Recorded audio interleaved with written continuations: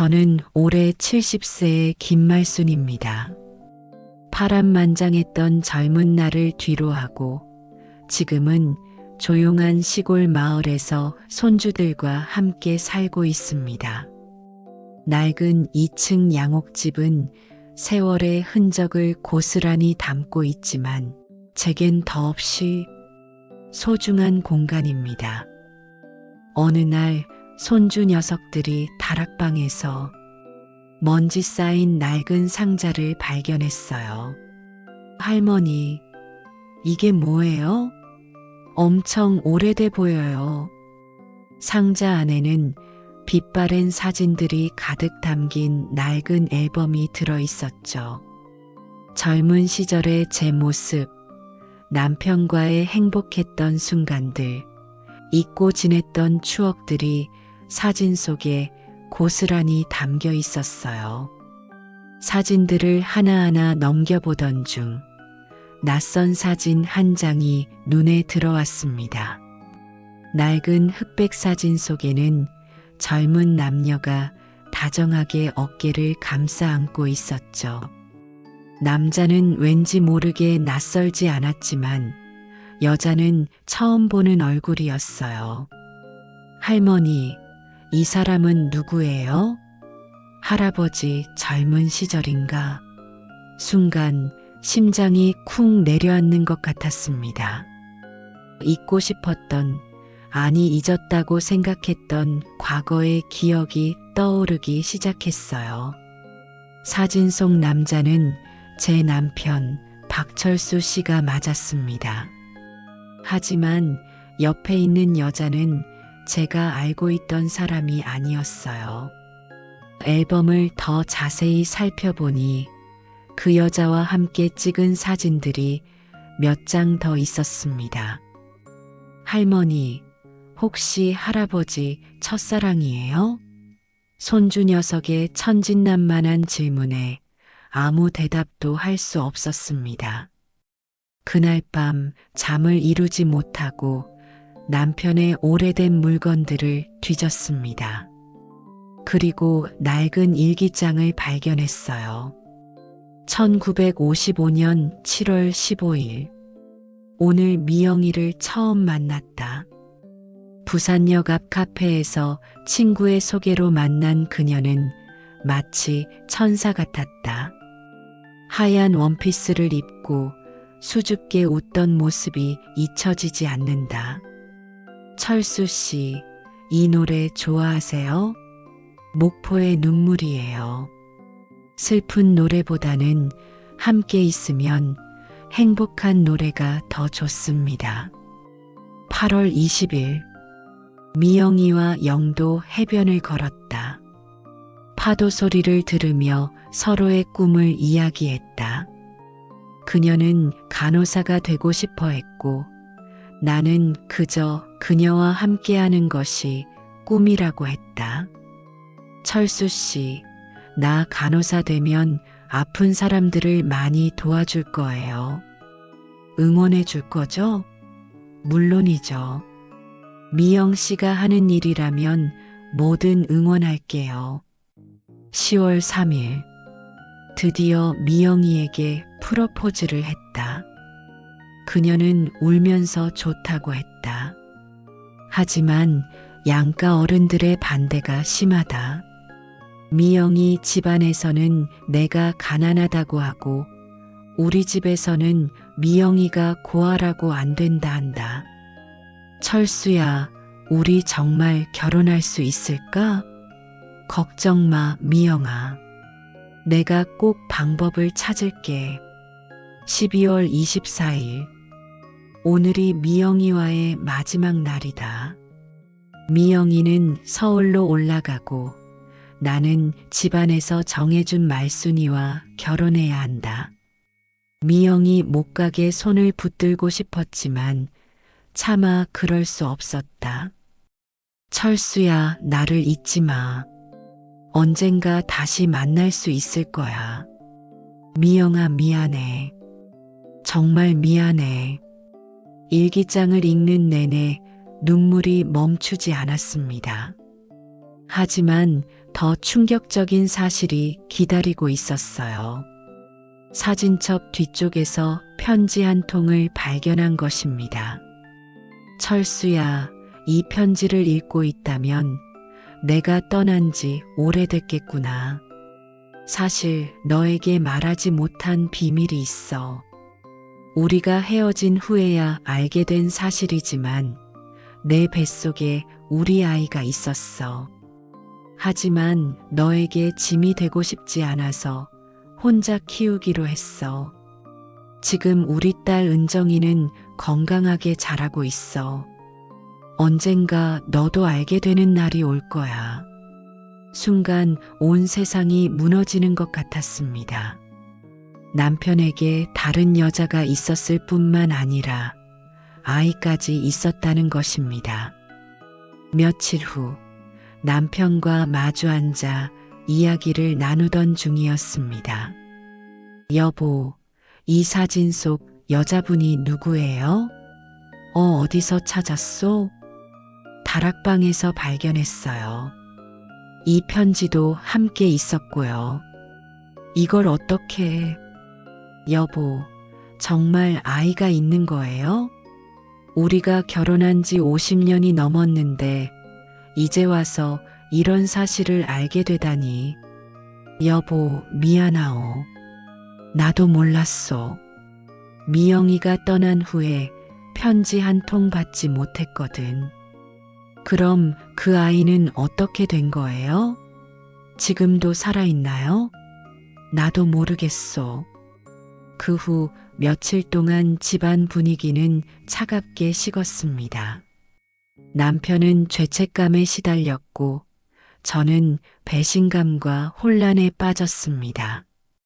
50년을 함께 살았는데 내가 모르는 자식이 있었다니. 그럼 그 아이는 우리 아이들의 이복 누나가 되는 건가? 어느 날 밤 남편이 조심스럽게 말을 꺼냈습니다. 여보, 실은 나 은정이를 한번 만나보고 싶소. 그래도 내 핏줄인데. 지금까지 모르고 살았으면 그냥 모르고 사는 게 낫잖아요. 왜 이제 와서 그런 말을 해요? 하지만 내 딸인데 어떻게 살고 있는지도 모르고. 그럼 나는 어떻게 되는 건데요? 우리 아이들은? 갑자기 언니, 누나가 생긴다고 하면 어떻게 받아들이겠어요? 며칠 후 남편은 몰래 사람을 시켜 은정이를 찾아보기 시작했습니다. 하지만 이 사실을 알게 된 저는 더욱 분노했습니다. 여보, 나 몰래 사람을 시켜 찾고 있었어요? 말수나 그냥 살아있는지만 확인하고 싶었소. 확인하고 나서는 어쩔 건데요? 만날 건가요? 우리 집으로 데려올 건가요? 그런 건 아니요. 그럼 뭔가요?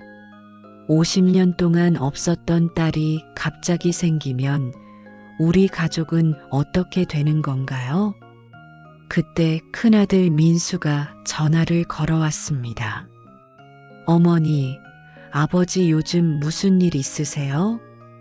어떤 분이 아버지 찾아와서 가족 얘기를 묻더라고요. 뭐라고요? 그분이 박은정이라고 하시던데 아버지와 무슨 관계인가요? 그 순간 모든 것이 명확해졌습니다.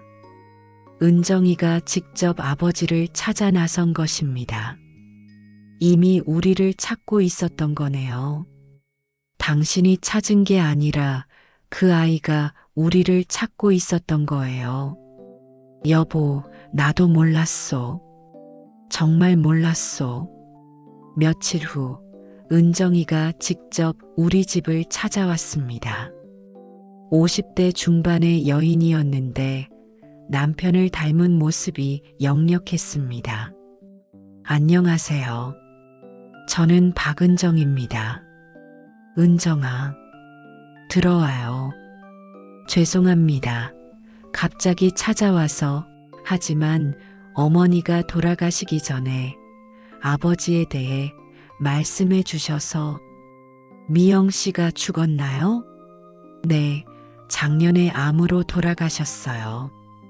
임종 전에 아버지 이야기를 해주셨죠. 미영이가. 그래서 이제 아버지를 찾으러 온 건가요? 네, 하지만 가족들에게 피해를 주고 싶지는 않아요. 그냥 한번 보고 싶었을 뿐이에요. 은정이가 다녀간 후 우리 가족은 큰 혼란에 빠졌습니다. 아이들에게 이 사실을 알려야 하는지, 은정이를 가족으로 받아들여야 하는지 모든 것이 불분명했습니다. 여보, 은정이가 혼자 살고 있다고 하네. 남편도 일찍 떠나고. 그래서 어쩌자는 건데요? 불쌍하니까 우리가 돌봐야 한다는 건가요? 그런 건 아니지만 내 딸인데. 당신 딸이기 전에 다른 여자의 딸이에요. 그리고 50년 동안 없었던 딸이고요. 며칠 후 둘째 아들 민철이 전화를 걸어왔습니다. 어머니, 형한테 들었는데 아버지한테 다른 자식이 있다는 게 사실인가요? 민철아, 어머니, 이해할 수 없어요. 왜 이제 와서 이런 일이 생기는 거예요? 나도 모르겠다. 셋째 딸 영희도 집에 찾아왔습니다. 엄마, 아빠, 이게 대체 무슨 일이에요? 오빠들이 전화해서 언니가 생겼다고 하는데. 영희야, 아빠가 어릴 때 일이야. 아빠, 저희는 어떻게 받아들여야 해요? 갑자기 언니가 생긴다고 하면. 나도 모르겠다, 영희야. 가족들의 반응은 제각각이었습니다. 큰아들은 이해하려고 했지만 둘째는 화를 내며 받아들이지 못했습니다. 딸은 혼란스러워했고 손주들은 상황을 이해하지 못했습니다. 할머니, 왜 어른들이 다 화가 나 있어요? 새로운 고모가 생긴다는 거 좋은 일 아니에요? 그게 그렇게 간단한 일이 아니란다. 설상가상으로 은정이가 건강에 문제가 생겼다는 소식이 들려왔습니다. 당뇨병이 심해져서 입원했다는 것입니다. 말수나 은정이가 병원에 입원했다고 하네. 그래서요? 혼자 있는 아이인데 한번 가봐야 하지 않을까? 가세요. 하지만 나는 안 가요. 여보, 제발. 50년을 함께 살면서 나한테 한 번도 말하지 않았으면서 이제 와서 내가 이해해달라고 하는 건가요? 남편은 혼자 병원에 찾아갔습니다. 그리고 며칠 후 집에 돌아와서는 더욱 심각한 표정을 지었습니다. 말수나 은정이가 신장 이식이 필요하다고 하네. 뭐라고요? 당뇨 합병증으로 신장이 많이 나빠졌대. 가족 중에 기증자가 있으면 좋겠다고. 설마 당신이 기증하겠다는 건 아니죠? 나이가 많아서 안 된다고 하더라.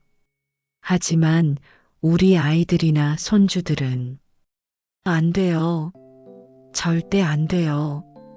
우리 아이들이 왜 위험을 감수해야 해요? 하지만 내 딸인데. 우리 아이들도 당신 자식이에요.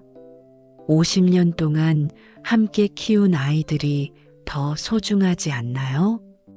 이 일로 가족회의가 열렸습니다.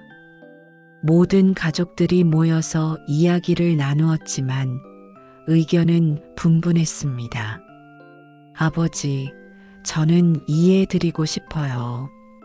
하지만 갑자기 신장 기증까지 해달라고 하는 건 너무 부담스러워요. 저는 반대해요. 아버지가 젊었을 때 실수를 왜 저희가 감당해야 해요? 오빠들아, 그래도 우리 아버지 딸이잖아. 그냥 죽게 둘 수는 없잖아. 영희야, 내가 기증하겠다는 거니? 그건 검사해봐야 알겠지만. 영희야, 너 아직 애기야. 위험한 수술을 왜 해? 가족들은 밤새도록 이야기했지만 결론이 나지 않았습니다. 그리고 이 일로 인해 가족 간의 균열이 생기기 시작했습니다. 내가 뭘 한 거지 가족을 이렇게 만들어 놓고. 이제라도 후회가 되시나요? 여보, 미안하오. 정말 미안하오. 미안하다고 되는 게 아니에요. 우리 가족이 이렇게 망가진 것을 어떻게 하실 건가요? 며칠 후 예상치 못한 일이 벌어졌습니다. 은정이가 직접 우리 집을 찾아온 것입니다. 죄송합니다. 제가 괜한 짐을 드린 것 같아서. 들어와요. 어머니, 저는 기증받을 생각이 없어요. 제가 평생 혼자 살아왔는데 이제 와서 가족들에게 피해를 드릴 수는 없어요. 은정아, 하지만. 아버지, 저는 아버지를 한 번 본 것만으로도 충분해요. 제가 혼자 살아온 것처럼 앞으로도 혼자 살아갈 거예요. 그렇게 한다면 뭐라고 할 말이 없네요. 은정이가 돌아간 후 저는 오랫동안 생각에 잠겼습니다. 그 아이도 결국 혼자 살며 고생해온 것 같았습니다. 그리고 남편의 마음도 이해가 되기 시작했습니다. 며칠 후 가장 친한 친구 순자를 만났습니다. 말순아, 너 요즘 많이 힘들어 보이더라. 순자야, 내가 너무 이기적인 걸까? 무슨 소리야. 내가 화낼만 하지. 하지만 그 아이 생각해보니 평생 아버지 없이 살아온 거잖아. 얼마나 외로웠을까. 그래도 내 가족이 먼저야. 철수 씨도 50년 전 일을 이제 와서 어떻게 하겠어. 하지만 그 아이가 죽을 수도 있다는데. 그날 밤 남편과 오랜만에 진솔한 대화를 나누었습니다. 말순아, 내가 잘못했어. 처음부터 당신에게 말했어야 했는데. 여보, 50년 전 일이야. 어쩔 수 없다 쳐도. 왜 은정이가 찾아왔을 때 나와 상의하지 않고 혼자 결정하려 했어요? 당신이 화낼까봐 무서웠어. 50년을 함께 살았는데 아직도 내가 무서워요? 미안하오. 정말 미안하오. 며칠 후 저는 혼자 은정이를 만나러 갔습니다. 기분은 어때요? 어머니, 왜 오셨어요? 그냥 한번 보고 싶어서요. 저 때문에 가족들이 힘들어 하시는 거 알아요. 정말 죄송해요. 당신 잘못은 아니에요. 어른들이 해결해야 할 문제죠. 어머니, 저는 정말 아무것도 바라지 않아요. 그냥 아버지가 건강하게 사시는 것만 봐도 충분해요. 은정 씨도 많이 힘들었겠어요. 평생 아버지 없이 살아오면서. 은정이와 대화를 나눈 후 저는 많은 것을 깨달았습니다. 그 아이도 우리 가족의 일원이 될 수 있다는 것을, 그리고 사랑은 나누면 나눌수록 커진다는 것을 말입니다. 집에 돌아와서 남편과 아이들을 불러 모았습니다. 얘들아, 엄마가 결정한 게 있어. 어머니, 뭔데요? 은정이를 우리 가족으로 받아들이기로 했어. 어머니, 갑자기 왜 그런 말씀을. 그 아이도 우리 가족의 일원이야. 늦었지만 이제라도 가족이 되는 게 맞다고 생각해. 엄마, 정말요? 그리고 신장 기증 문제도 엄마가 검사 받아볼게. 여보, 당신 나이에 무슨. 의사가 안 된다고 하면 어쩔 수 없지만 시도는 해봐야죠. 며칠 후 온 가족이 병원에 모였습니다. 다행히 영희의 신장이 은정이와 적합하다는 결과가 나왔습니다. 언니, 제가 기증할게요. 영희야, 고마워. 정말 고마워. 이제 우리 가족이니까 가족끼리 도우는 게 당연하지. 수술은 성공적으로 끝났습니다. 그리고 은정이는 우리 가족의 일원이 되었습니다. 은정이가 회복된 후 우리 가족은 더욱 단단해졌습니다. 처음에는 어색했지만 시간이 지나면서 진짜 가족처럼 지내게 되었습니다.